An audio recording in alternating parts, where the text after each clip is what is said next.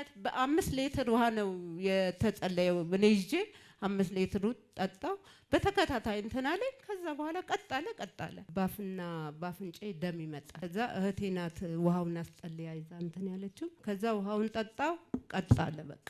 አንደኛው ደግሞ በዛው ጉድ ደግሞ እሱ ተወኝ ስል ሆዴን ጀመረኝ። በቃ 10 ሌሊት ነው የምወጣው። ከዛ አሁን በቃ እንዲሁ በተመላላሽ በቃ ያለ ረፍት ነው እንትን የሚለኝና ጌታ ሆይ ምን ነው አንተ ቤት ገብቼ ሁሉ እንደዚህ እንትን ምለው ብዬ እንትን አልኩኝ። ከዛ አሁንም የእግዚአብሔር ሴት ጋር ነው ሲብስብኝ እሷ ደወለችና ጸለየች። ያንን ውሃ ጠጣ በቃ ቀጥ ብሏል።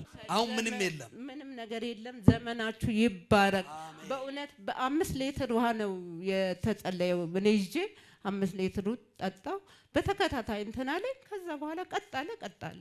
አሁን እግዚአብሔር ይመስገን ጠላት አፈረ። እኔ ቆሜ ለምስክርነት በቅቻለሁ።